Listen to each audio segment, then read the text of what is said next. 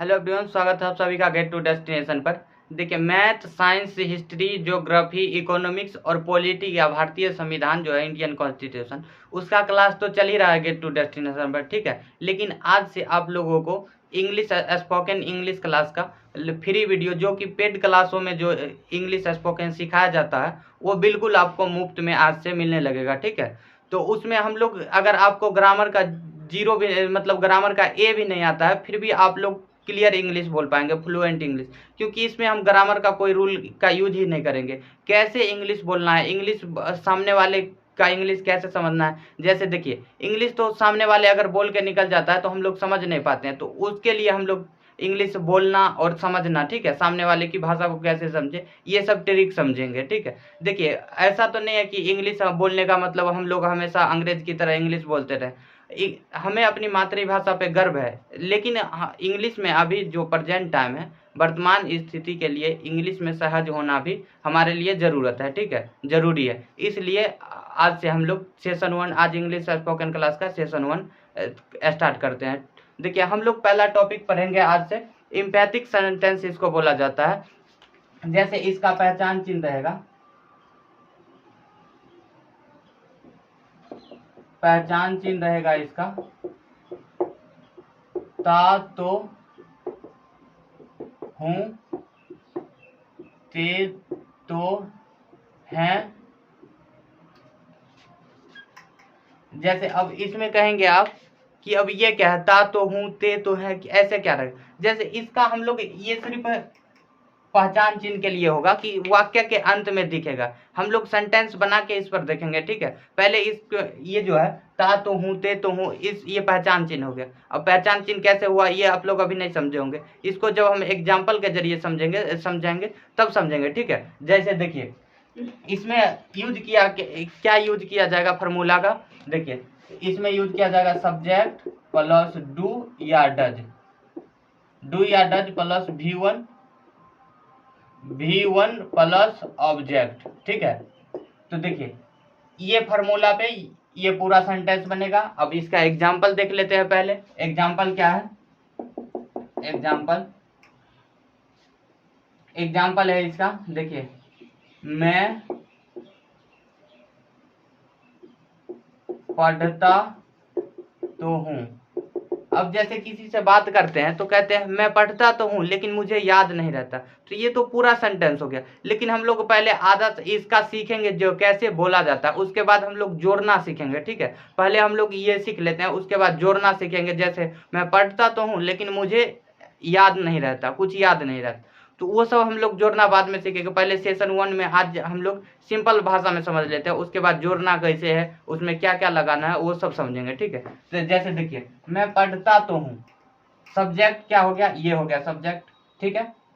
मैं पढ़ता तो हूँ मतलब सब्जेक्ट क्या हो गया, कौन पढ़ रहा है, मैं पढ़ रहा हूँ, तो मैं कौन सा हो गया, कर्ता, ठीक है। तो सब्जेक्ट क्या हुआ, ये, तो मैं का क्या होता है, सब्जेक्ट है, तो सब्जेक्ट दे रहा है, मैं का क्या होगा, आई, ठीक है। उसके बाद फार्मूला में देखिए, पहले क्या है, डू या डज का प्रयोग करना है। तो हम लोग जानते हैं कि आई के साथ डू का, यू के साथ डू का, वी के साथ डू का, ठीक है। और ही के साथ, सी के साथ, नेम के साथ, ये सभी के साथ क्या लगेगा, डज, ठीक है। अगर नहीं जानते होंगे आप लोग तो देख लीजिए, और जानते होंगे फिर भी देख लीजिए, डज का प्रयोग होगा, ठीक है। ही के साथ, सी के साथ, नेम का साथ डज का प्रयोग होगा, इत्यादि, और जो भी हो। और आई के साथ, यू के साथ, वी के साथ डू लगेगा, ठीक है। तो देखिए, सब्जेक्ट हो गया मैं, तो आई लिख दिए। उसके बाद क्या है, डू या डज, ये दोनों में से एक का प्रयोग करना है। तो आई के साथ क्या है, डू है, तो लगा दीजिए आई डू। उसके बाद क्या है, V1 मतलब वर्ब, क्रिया क्या है, पढ़ना, काम क्या है, पढ़ना, तो पढ़ना का क्या होगा, रीड, ठीक है। कितना आसान है, आई डू रीड, मैं पढ़ता तो हूँ। एक और एग्जाम्पल देख लेते हैं, वह खेलती तो है।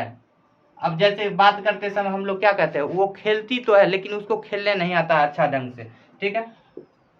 अब देख लीजिए, इसका क्या बनेगा, सब्जेक्ट है, वह क्या है, सब्जेक्ट है, तो सब्जेक्ट है, वह का क्या हो जाएगा, ही, ठीक है। वह खेलती, सॉरी, वह खेलती है, वह खेलती है, खेलता नहीं है, खेलती है मतलब लड़की है, तो लड़की का क्या होता है हुआ का सी, ठीक है सी। उसके बाद सी देख लीजिए इसमें कहीं पे है, सी के साथ क्या लगता है डज, सब्जेक्ट के बाद डू या डज लगाना है, तो सी के साथ क्या लगता है डज, तो डज लगाएंगे, डज, ठीक है सी डज। उसके बाद क्या है V1 है, ये हो गया हमारा, ये हो गया। अब ये देखते हैं V1 मतलब वर्ब, वर्ब मतलब क्रिया, क्रिया मतलब काम, तो काम कौन कर रहा है, खेलना क्या है काम है, ठीक है। तो सी डज प्ले, ठीक है, ठीक है सी डज प्ले, वह खेलती तो है, मैं देखता तो हूँ। चलिए एक और देख लेते हैं, मैं देखता तो हूँ, मैं देखता तो हूँ। अब मैं सब्जेक्ट लगाएंगे पहले, मैं का इंग्लिश क्या होगा आई, उसके बाद डू या डज, तो आई के साथ डू लगाए थे यहाँ भी, आई डू। उसके बाद V1 वर्ब मतलब क्रिया, क्रिया का काम क्या है देखना हमारा काम है, तो काम का क्या हो जाएगा सी, आई डू सी, ठीक है। कितना आसान था।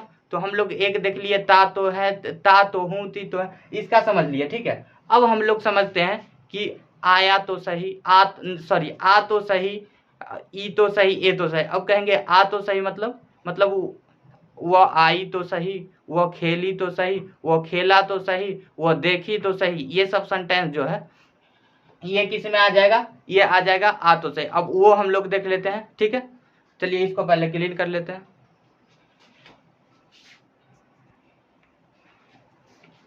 चलिए अब हम लोग देख लेते हैं दूसरा दूसरा, ठीक है। पहचान चिन्ह है आ तो सही, ई तो सही, ए तो सही, ए तो सही।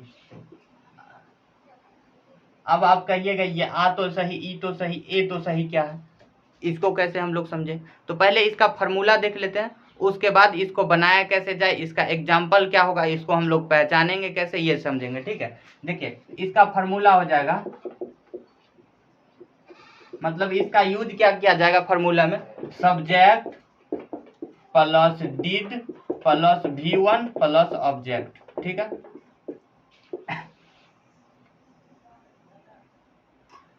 Subject plus did plus V1 plus object, ठीक है। अब एग्जाम्पल इसका देख लेते हैं, जैसे उसने पूछा तो सही, वह आई तो सही, मैं गया तो सही, वह खेली तो सही। अब कहिएगा इसमें आ तो सही कहाँ है, तो वह पूछा तो सही, तो पूछा मतलब आ तो सही, तो उसने पूछा तो सही, मतलब लास्ट में क्या आ रहा है आ तो सही।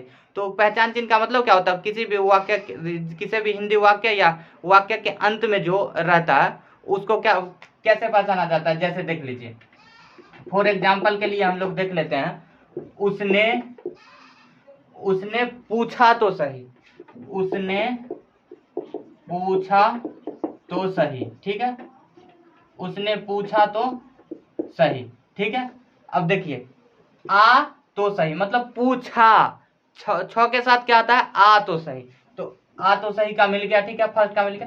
तो हम लोग सबसे पहले कैसे पहचान लिए इसको कि पूछा तो सही मतलब आ तो सही मिल रहा है, मतलब डायरेक्ट इस पे बनाएंगे हम लोग फार्मूला, इस फार्मूले पे। अब इस फार्मूले पे क्या, सबसे पहले सब्जेक्ट ढूंढेंगे कि सब्जेक्ट मतलब कर्ता कौन है, मतलब कर्ता, सब्जेक्ट मतलब कर्ता, तो कौन करता, उसने, उसने क्या कर रहा है, उसने पूछ रहा है, मतलब कर्ता कौन है, पूछ रहा है कौन, उसने, तो उसने का क्या हो जाएगा ही।